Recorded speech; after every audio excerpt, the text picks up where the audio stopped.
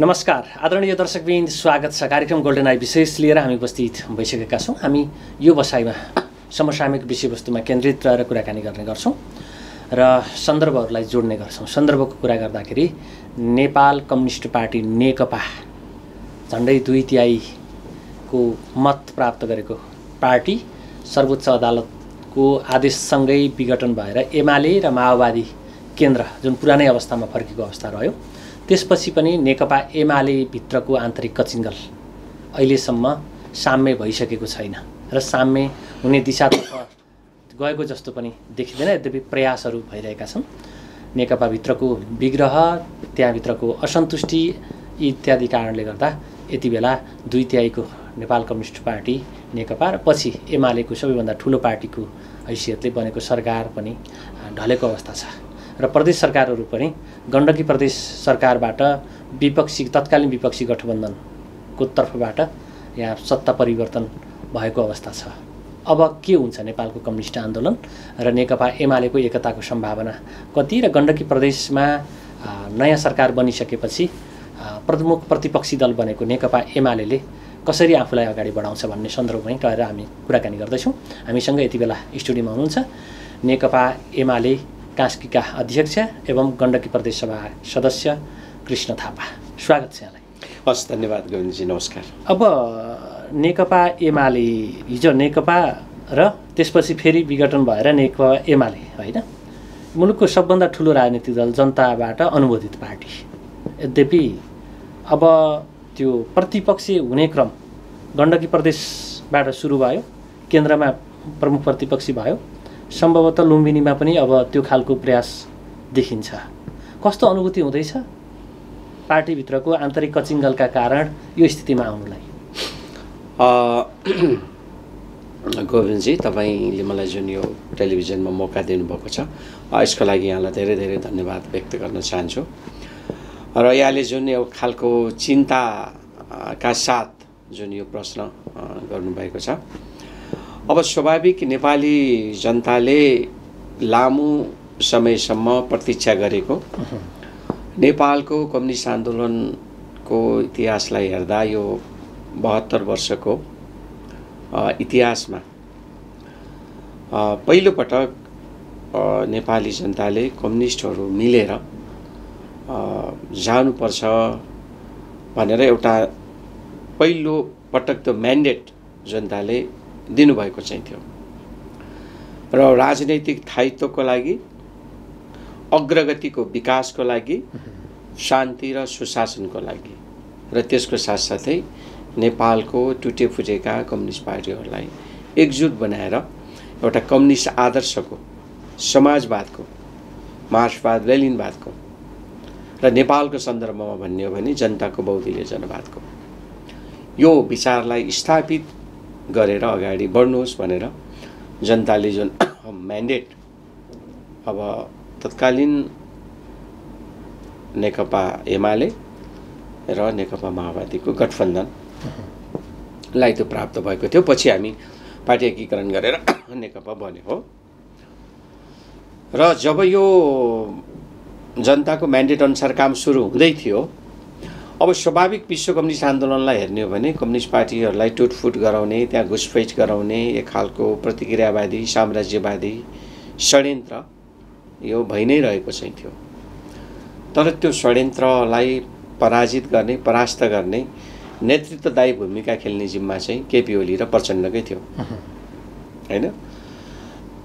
र वास्तवमा त्यो एउटा आफ्नो नेतृत्वको सरकारलाई र महाधिवेशनबाट निर्वाचित पार्टी अध्यक्षलाई घेराबन्दी चाहिँ गरेर असफल बनाउने काम सरकार बनेकै दिनदेखि सुरु भयो। यो त जग जारी छ, हामी सबैले देखिएको एउटा चाहिँ तथ्य हो होइन।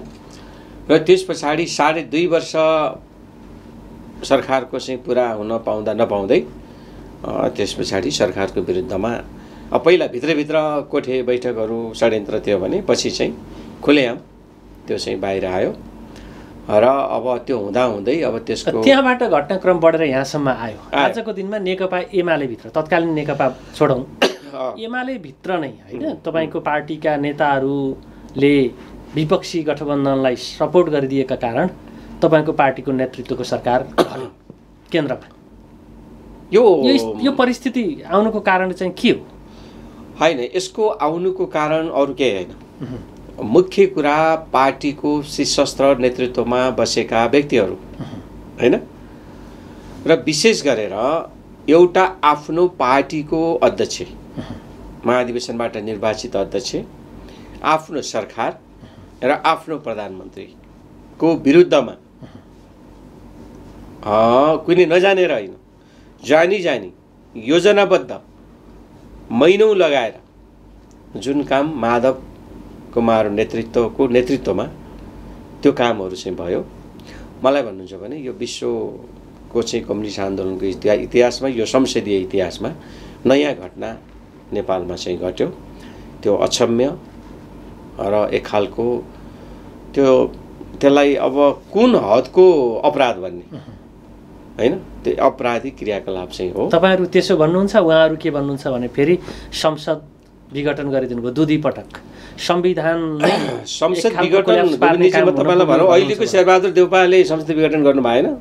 त्यो त एउटा प्रधानमन्त्रीमा निहित अधिकार थियो। जब चाहिँ जनतासँग चाहिँ जाउँ, जनताको म्यान्डेट लिउँ, निर्वाचनमा जाउँ भन्ने कुरालाई विघटन कि अहिले संविधानको प्रावधान अनुरूप जानु पर्यो नि। पहिलोपटक भयो र संविधानको प्रावधान अनुसार नै गयो। ल भन्नु, संविधानको कुन प्रावधान अनुसार चाहिँ भएन? 5 वर्षसम्म संसद टिकाउने, हेर्नुहोस् त, उपधारा 5 सम्म पुग्ने प्रावधान रहेछ नि त। अब 5 वर्षसम्म टिकेर अथवा त्यो सही सलामत सामान्य अवस्थामा गएको भए अति उत्तम। तर त्यो अवस्थामा जान नदिने, पटक पटक चाहिँ षड्यन्त्र गर्ने, असफल बनाउने काममा त लाग्नु भयो त उहाँहरू। त्यो त सबैले देखेको कुरा, यो कुनै बनावटी कुरा होइन। यो आग्रह राखेर सरकारले त्यो संसद सक्षम रहेछ भन्ने त पुष्टि भयो नि त होइन। अब संसद त यो यस्तो हो, संसद विघटन चाहिँ यो नयाँ घटना होइन भन्ने नै चाहिँ थियो। बरु एउटा अचम्म लाग्दो घटना त दुईटा चाहिँ अचम्म लाग्दो एक खालको 8औं आश्चर्य भयो। एउटा आफ्नै पार्टीको अध्यक्षले नेतृत्व गरेको सरकारलाई आफ्नै पार्टीको एउटा चाहिँ नेतृत्व चाहिँ गरिरहनु भएको, एउटा 16 वर्ष चाहिँ पार्टीको नेतृत्व गर्नुभएको, पटक पटक चाहिँ प्रधानमन्त्री हुनुभएको एउटा नेता जसको नेतृत्वमा त्यो सरकारलाई ढाल्ने काम भयो, एउटा 8औं आश्चर्य। दोस्रो 8औं आश्चर्य, अदालत भने के हो? अदालतले सबै कुरा गर्न सक्छ। मैले तत्कालीन अदालतको निर्णयपछि पनि मैले एउटा आफ्नो विचार चाहिँ सामाजिक सञ्जालमा ल्याएको। त्यसो भए त अब के गर्नु पर्यो? सर्वोच्च अदालतले त्यो फैसलामा अझै थप कुरा लेखिदिनु पर्यो। अब उपरान्त हामीले यो पटक गरेको फैसलाबाट अब उपरान्त यो देशको चाहिँ संविधानको आवश्यक छैन। केन्द्र सरकार सर्वोच्च अदालतको मातहत भएर उसले चलाउनेछ।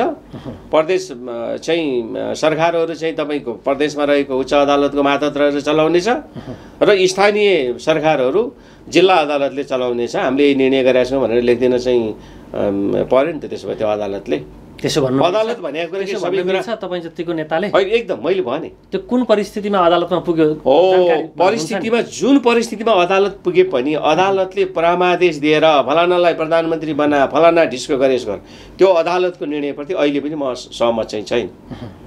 अहिले पनि म सहमत। त्योभन्दा अगाडिका प्रक्रियाप्रति सहमत के? त्योभन्दा अगाडिका अदालतमा मुद्दा पर्न सक्छ, तर मुद्दा पर्यो भन्दैमा अदालतले जे पनि गर्न मिल्छ।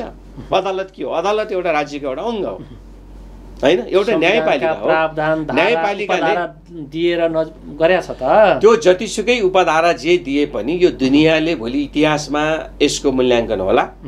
नेपाली जनताले यसको मूल्याङ्कन चाहिँ गर्लान् र महामहिम पाँचजना न्यायाधीशहरूले जुन यो गलत फैसलाको नजिर बसाल्नु भएको छ उहाँहरूप्रति इतिहासमा मूल्याङ्कन हुन्छ भनेको प्रतिकूल आयो। त्यसो हुँदाखेरि तपाईँहरू यो प्रतिकूल होइन, उहाँहरूले भन्न सक्नुहुन्थ्यो। सुन्नुहोस्, उहाँले के भन्न सक्नुहुन्थ्यो भने यो हाम्रो अदालतको विषय होइन, संसद पुनर्स्थापना भयो, बाँकी कुरा संसदबाटै गर्नुहोस्। संसदले गर्ने कुरा हो नि। सरकार बनाउने अथवा नबनाउने, नेता चुन्ने अथवा नचुन्ने, प्रधानमन्त्री कसलाई बनाउने, त्यो सार्वभौम अधिकार जनताबाट निर्वाचित चाहिँ सभासदहरूमा छ। उहाँले त्यो भन्न सक्नुहुन्थ्यो नि त होइन।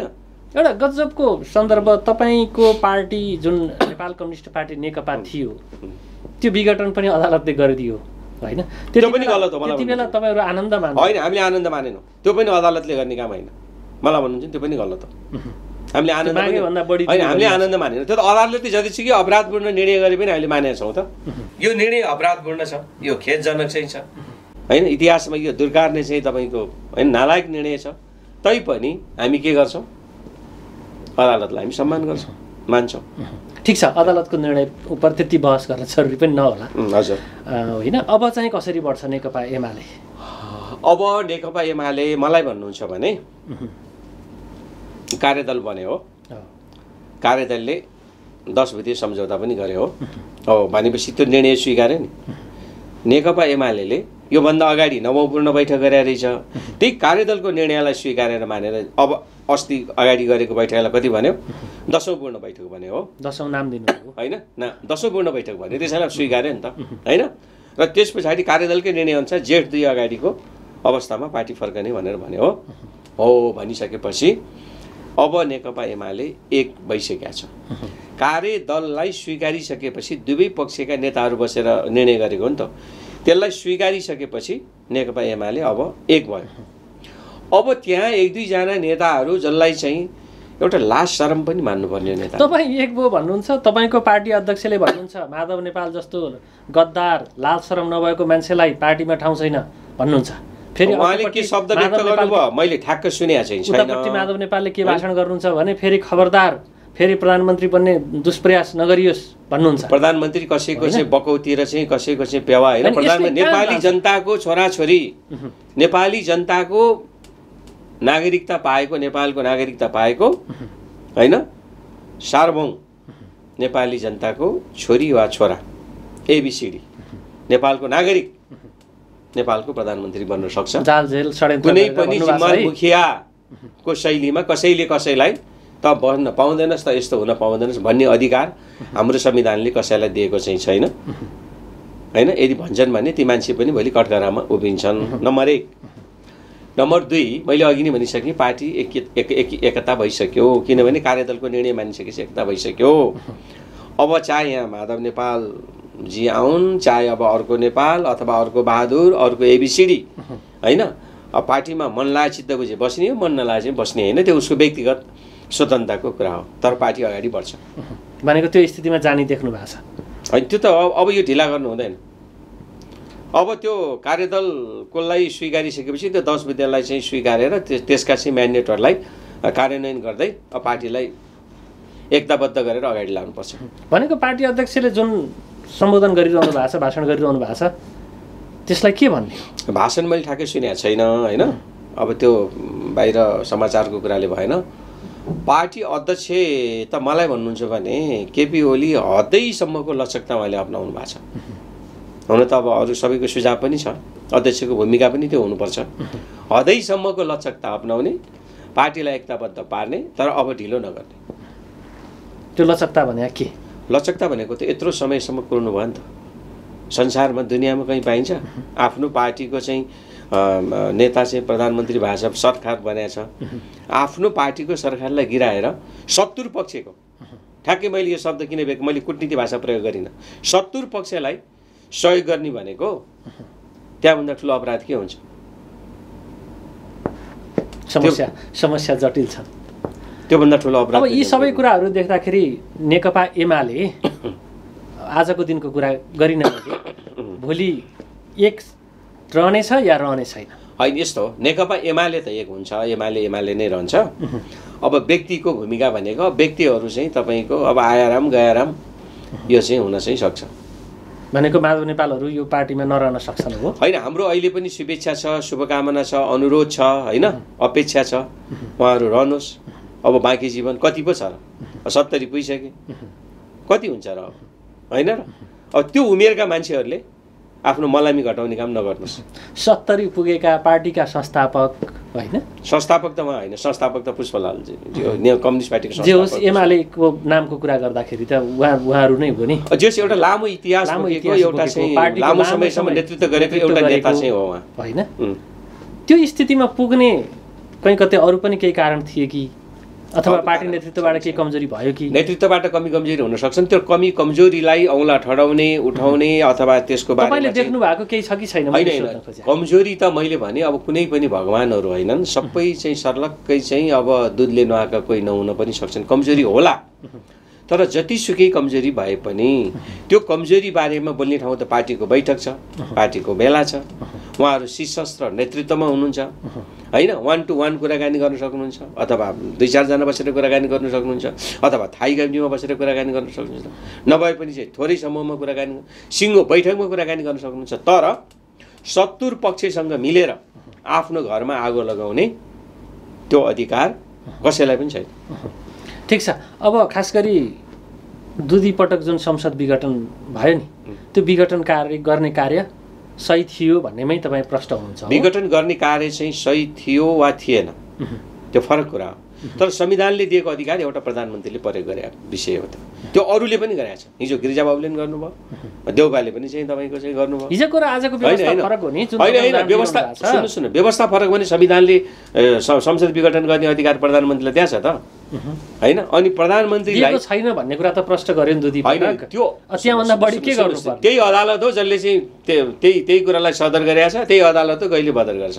त्यसो नेपालको अदालत नै सर्वेसर्वा होइन, अदालतका न्यायाधीशहरू पनि भगवान होइन होइन। उनीहरूले जे गरे त्यो सबै ठिक हुन्छ भनेर हामीले मान्न थाल्यौँ भने हामी भ्रममा हुन्छौँ। त्यो गलत कुरालाई गलत भन्नुपर्छ। नेकपाको आन्तरिक कचिङ्गलका कारण पुरानो अवस्थामा एमाले माओवादी फर्के, त्यसको पहिलो शिकार तपाईँ सदस्य रहेको गण्डकी प्रदेश सभाबाट बनेको पृथ्वी सुब्बा गुरुङ नेतृत्वको सरकार ढल्यो होइन?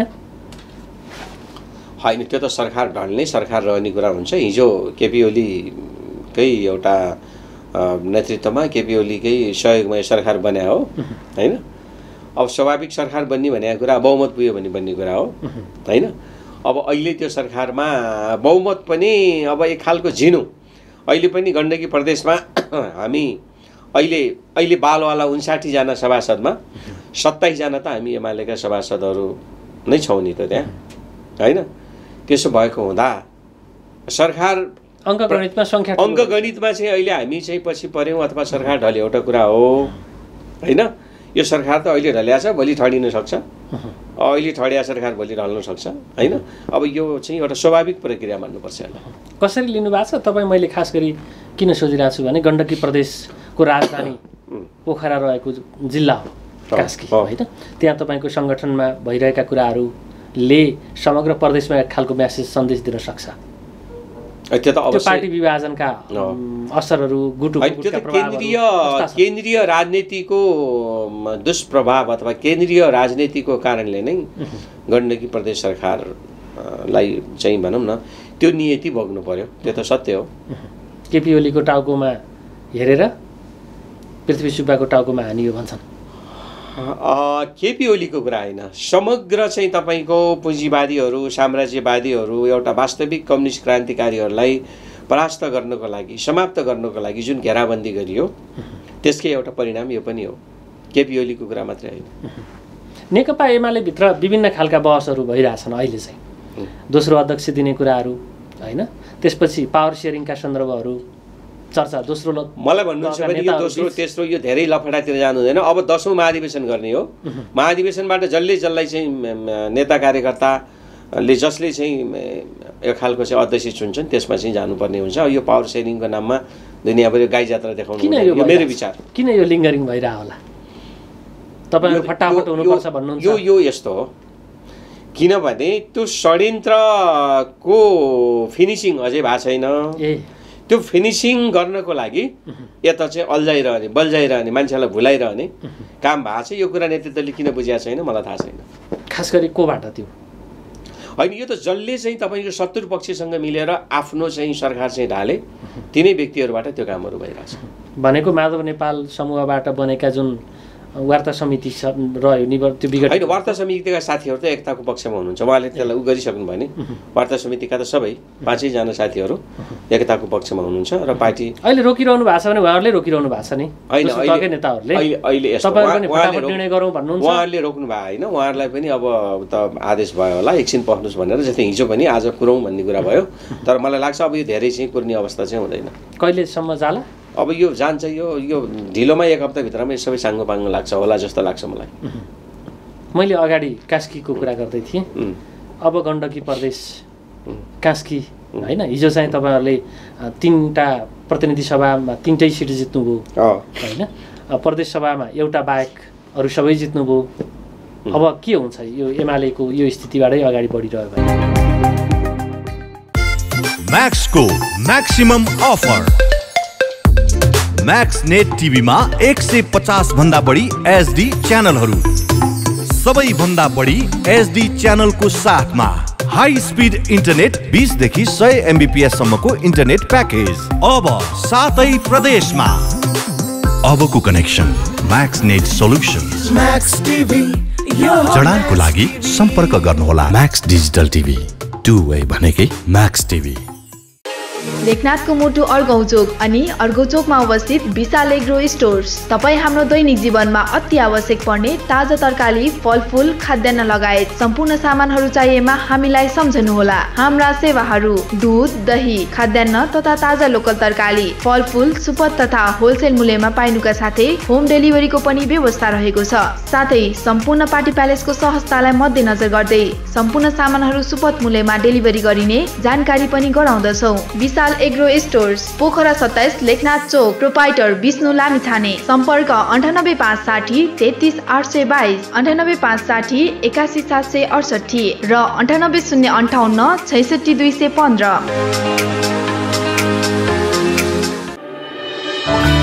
के तपाईँ नयाँ घर बनाउँदै हुनुहुन्छ यदि हुनुहुन्छ भने ढुक्क भएर एडी ट्रेडर्सलाई सम्झिनुहोस् हामी तपाईलाई गुणस्तरीय सामान उपलब्ध गराउनेछौँ हाम्रा सेवाहरू टोयलेट तथा बाथरुमका लागि आवश्यक सामानहरू जस्तै कमोड धारा बेसिन पाइपहरू घर बनाउँदा आवश्यक पर्ने सम्पूर्ण हार्डवेयरका सामानहरू पाइनुका साथै प्लम्बर पनि उपलब्ध गराइन्छ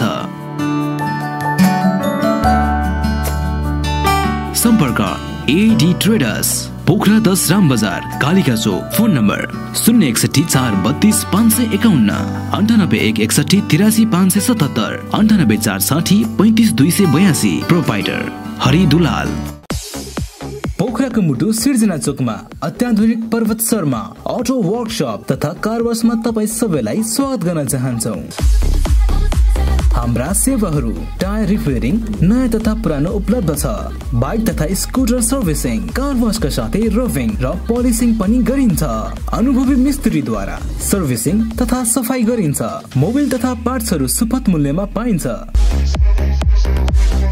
सम्पर्क ठेगाना पर्वत शर्मा अटो वर्कशप तथा कार वाश सिर्जना चोक पोखरा 40 साइकलको ठिक अगाडि सम्पर्क नम्बर भुवनन्द बस्याल 9806 13506 मधुसूदन बस्याल 9806 70481 बालकृष्ण बस्याल 9851 81437 कृपया एक पटक सेवा गर्ने मौका दिनुहोस् आजको लगानी भविष्यको सुनिश्चितता सुन्दर अनि आकर्षक व्यक्तित्व देखिनका लागि रेखा सुन चाँदी पसल हाम्रा सेवाहरू रानीहार मिनिहार सिक्री चोकर छड्के तिलहरी कण्ठगेडी नौगेडी कटारे गेडी फुलगेडी चन्द्रहार हमले माला बीज बन्दा सिरफुल चन्द्रमा क्लिप औठी कर्की बिया औठी बेरुवा औठी छापा कुसे औठी पाउजु बिच्छी कंगन चुरा बाला हात्ती पुच्छर बाला ठुला साना पञ्चरत्न तिलहरी जन्तर पेंगलिङ साथै तयारी सुनका आकर्षक गहनाहरू चाँदीका गर गहना तथा सामानहरू अर्डर अनुसारको गर गहना राशि अनुसारको बहुमूल्य रत्न पत्थरहरू चाहिएमा हामीलाई सम्झनुहोस् रेखा सुन चाँदी पसल बगर 1 Pokhara phone number 061 536 452 98 041 35 504 proprietor Amrit Gahatraj पोखराको मुटु चिप्लेढुङ्गामा अवस्थित हिमालयन गार्डन मार्केट चिप्लेढुङ्गा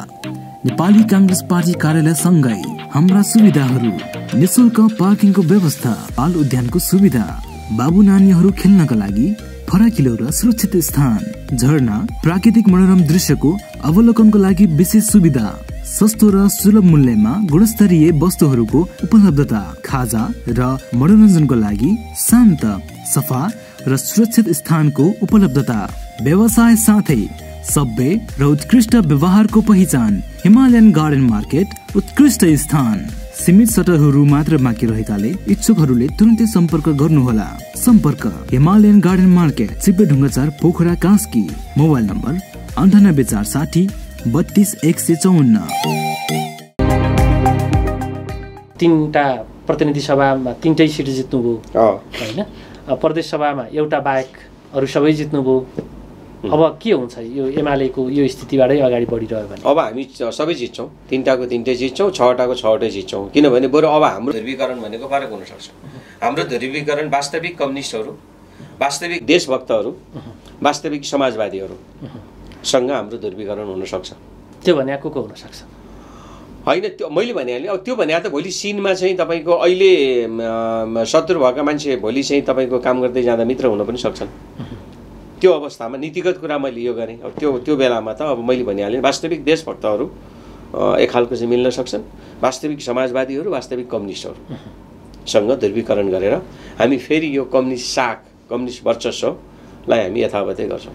भनेको अहिले टुक्रिएर गइहाल्यो भने त्यो पक्ष पनि अब चुनावसँग मिल्न सक्छ भन्ने हो कि होइन? कतिपय चाहिँ साथीहरू मैले भनिहालेँ वास्तविक चाहिँ कम्युनिस्टहरू होइन, अब यो कसरी चाहिँ त्यो एक खालको वर्ग शत्रुहरूसँग मिलेर जालान् र कम्युनिस्ट त कसलाई भनेर नेपालमा भन्ने भइसक्यो।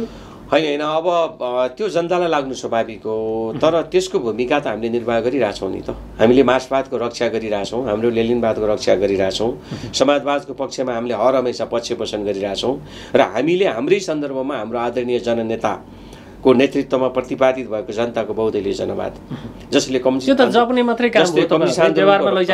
रक्षा गर्यो। अब कतिपयले जपे होलान्, तर इमान्दार चाहिँ कम्युनिस्ट नेता कार्यकर्ताहरू अहिले पनि आफ्नो इमान्दारिताबाट पछि हटेका छैनन्।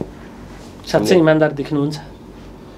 होइन, अब त्यो त के भाषौँ, त्यो त भोलि आम जनताले मूल्याङ्कन गर्ने विषय हो होइन। मलाई नै सोध्नु भएको हो अथवा कृष्ण थापालाई तपाईँले यो प्रश्न गर्नुभएको भने, कृष्ण थापा जुन दिनसम्म यो पार्टीमा रहिरहन्छ, जुन दिनसम्म बाँचिरहन्छ र जीवनको अन्तिम घडीसम्म मेरो कर्तव्य भनेको स्वाभाविक एउटा असल कम्युनिस्टले निर्वाह गर्ने कर्तव्यमा बाट म कहिले पनि च्युत हुने छैन। त्यो मेरो प्रतिबद्धता हो। तपाईँ र म संवाद गरिरहँदाखेरि अलिकति अझ तपाईँ पूर्व मेयर पनि भए हिसाबले पोखराका अहिलेका जोल्दाबल्दा इस्युमा पनि केही सोधिए हुन्थ्यो भन्ने हाम्रो दर्शकलाई लाग्न सक्ला। हुन त मैले पृष्ठभूमिमा पार्टीका कुराहरूलाई अलिक बढी केन्द्रित गर्छु भनेको थिएँ।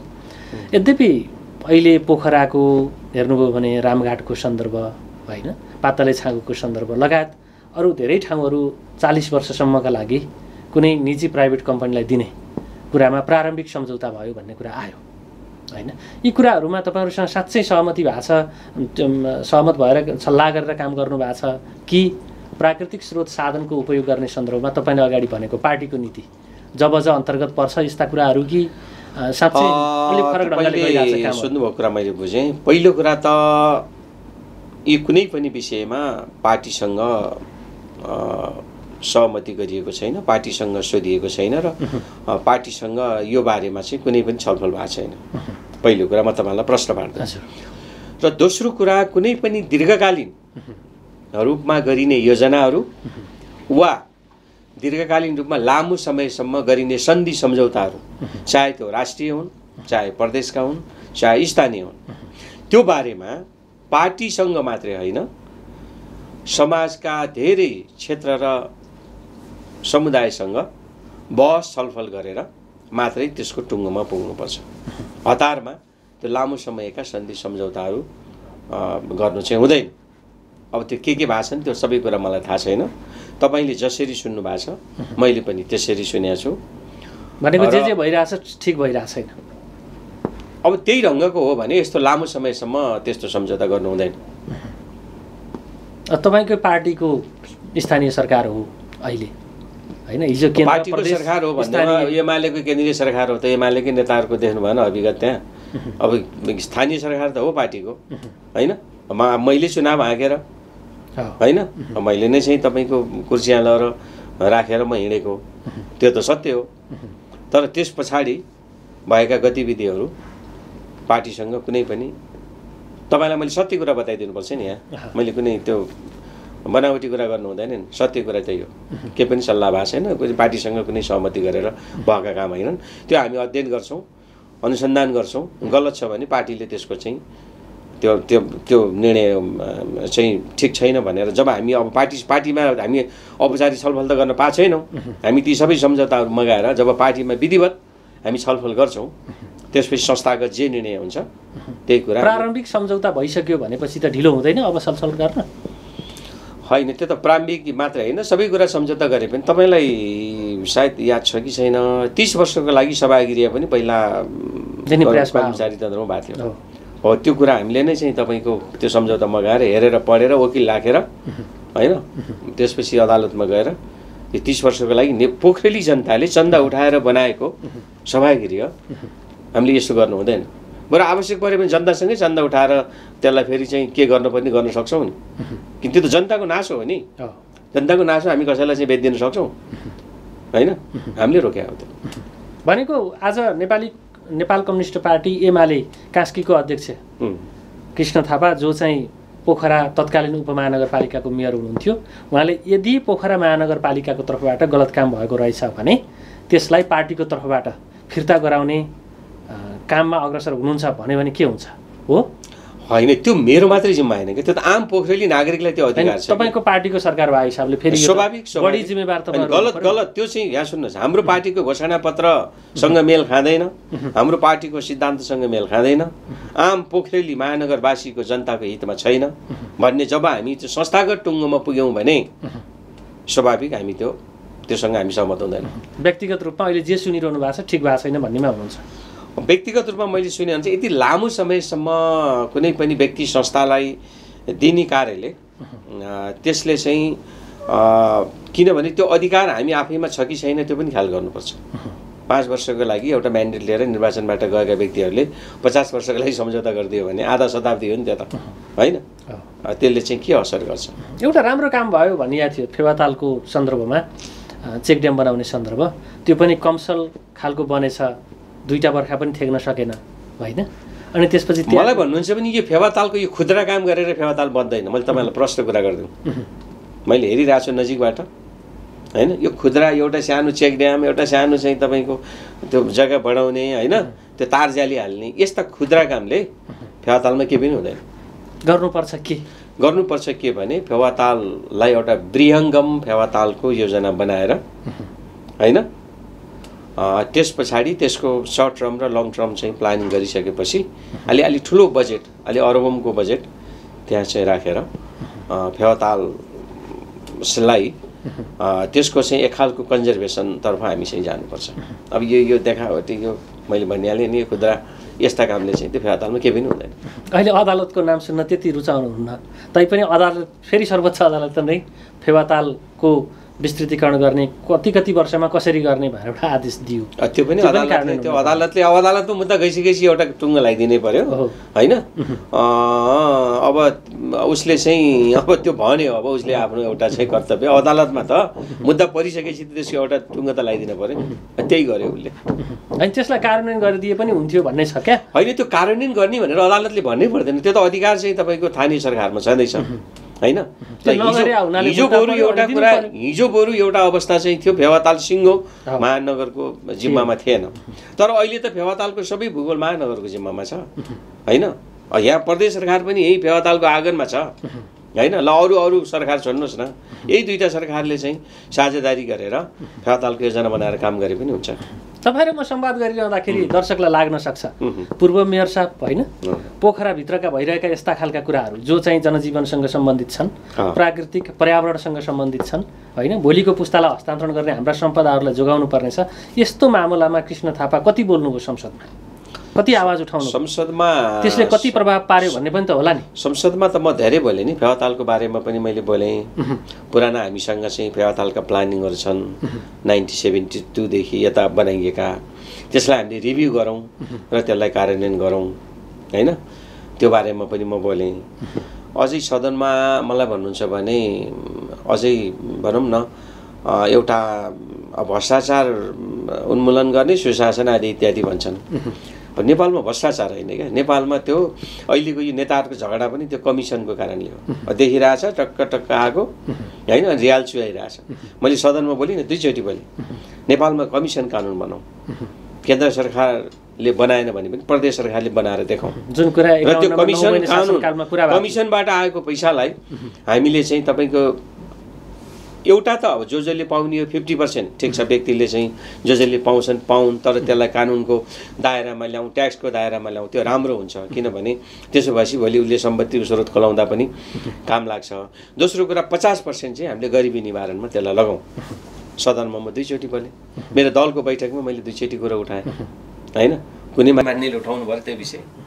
तपाईँ एउटा कुरा गोविन्दजी ख्याल गर्नुहोस् भने कृष्ण थापा निर्भीकतापूर्वक निडरतापूर्वक कोही कसैसँग मुला हिजा र दलाली नगरिकन स्वाभिमानपूर्वक इमान जवान र स्वाभिमानपूर्वक बाँचिन्जेलसम्म काम गर्छ। तपाईँले जुन कुरा गर्नुभयो नि कमिसनको सन्दर्भ होइन, टक्का टक्का आउँदो रहेछ, आँखा त्यता लगाइरहेछ भन्ने सन्दर्भ 51 सालमा हो क्यारे तपाईँको पार्टीको सरकार बनेको 51 मा होइन, त्यति बेला यो सन्दर्भ अलि जोडको तार साथ उठ्याएको थियो। त्यो पैसा के गर्ने भनेर पार्टीमा सम्भवतः त्यसपछि छलफल भएन। राम्रो अवस्था चाहिँ थियो नेपालमा। अहिलेसम्म 30 वर्षको इतिहासमा के देखिन्छ भने 32 वटा सरकार बनेछन्, 7 पटक चाहिँ यो एमालेको सरकारले मौका पाएछ। 9 महिनादेखि बढीमा 3 वर्ष 4 महिनासम्म है।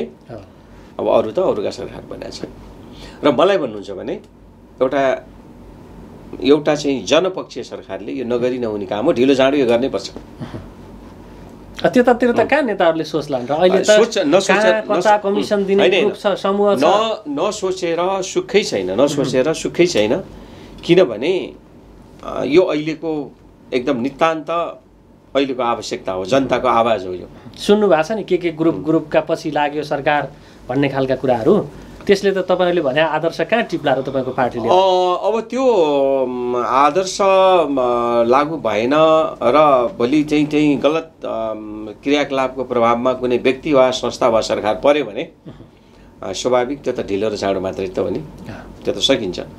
ठिक छ, समयको अन्त्यमा हजुर गण्डकी प्रदेश सभाको सदस्य, कास्कीको एमालेको अध्यक्ष होइन, पोखरा महानगरको कुरा गऱ्यो भने पूर्व मेयर, के भन्नुहुन्छ? होइन, अहिले म चाहिँ कास्कीको पार्टीको अध्यक्ष हुँ। अध्यक्ष पनि म एउटा परिस्थितिले बनिरहेको छु। म फेरि तपाईँलाई थाहा छँदैछ, म त अधिवेशनबाट निर्वाचित अध्यक्ष भइसकेपछि म अर्को पटक म अध्यक्ष होइन है भनेर म त त्यो पहिले नै घोषणा गरेकै अध्यक्ष पनि हुँ। अब अहिले मेरो परिचय भनेको स्वाभाविक म नेकपा एमाले कास्कीको अध्यक्ष हुँ र पोखराका जनताले कास्कीको क्षेत्र नम्बर 2 कबाट गण्डकी प्रदेशमै सबैभन्दा अत्याधिक मतका साथ निर्वाचित गरेको गण्डकी प्रदेशको म सभासद हुँ होइन। अब त्योभन्दा उता जानुहुन्छ भने म अलिकति साहित्यतर्फ पनि रुचि राख्ने चाहिँ व्यक्ति हुँ र एउटा चाहिँ समाजमा एउटा राजनीति केवल चाहिँ राजनीतिक काम मात्रै होइन, हामी सामाजिक काम विकाससँग जोड्नुपर्छ भन्ने व्यक्ति। म श्रमशिव जुटाउँ पोखरालाई उठाउँ भन्ने मान्यता मैले 52 सालको पोखराको नगर अधिवेशनबाट त्यो मान्यता स्थापित गरेर त्यहाँबाट पोखराको विकासमा एउटा आफूलाई समर्पित गरेको व्यक्ति हो होइन। अब साथीले मलाई जसरी चिन्दा पनि हुन्छ कि ठीक छ, त्यो ढङ्गको भूमिका आगामी दिनमा नि अझ सशक्त खेल्न जान सक्नुस्। शुभेच्छा, यहाँलाई यो महत्त्वपूर्ण समय मलाई यो समय दिनुभएकोमा गोविन्दजी तपाईँ र तपाईँको हाम्रो यो टेलिभिजन युनिटलाई धेरै धेरै धन्यवाद। र जाँदा जाँदै हाम्रो महानगरको जननिर्वाचित मेयर मानबहादुर जीसी अहिले पनि बिरामी हुनुहुन्छ। म भगवानसँग प्रार्थना गर्न चाहन्छु, यहाँहरू सबैको शुभेच्छा शुभकामनाका साथ विश्वासका साथ भन्न चाहन्छु, उहाँको छिटोभन्दा छिटो शीघ्र स्वास्थ्य लाभको कामना यो महत्त्वपूर्ण टेलिभिजन मार्फत म गर्न चाहन्छु। हाम्रो पनि शीघ्र स्वास्थ्य लाभको कामना छ मलाई। यहाँलाई यो समयको लागि धेरै धन्यवाद, मलाई यो मौका दिनुभयो। नमस्ते। आदरणीय दर्शकवृन्द, आजको बसाइमा हामीले कुराकानी गरौँ नेपाल कम्युनिस्ट पार्टी एमाले कास्कीका अध्यक्ष कृष्ण थापा जो चाहिँ गण्डकी प्रदेश सभामा सदस्य पनि रहनु भएको छ, उहाँसँग कुराकानी तपाईँले हेरिसक्नु भएको छ। तिनजेलसम्म हामीलाई सुनिदिनु भयो, हेरिदिनु भयो, तपाईँ सबै दर्शकप्रति विशेष आभार प्रकट गर्छु र हाम्रो सम्पूर्ण युनिटका साथ मलाई पनि आज्ञा दिनुहोस्। नमस्कार।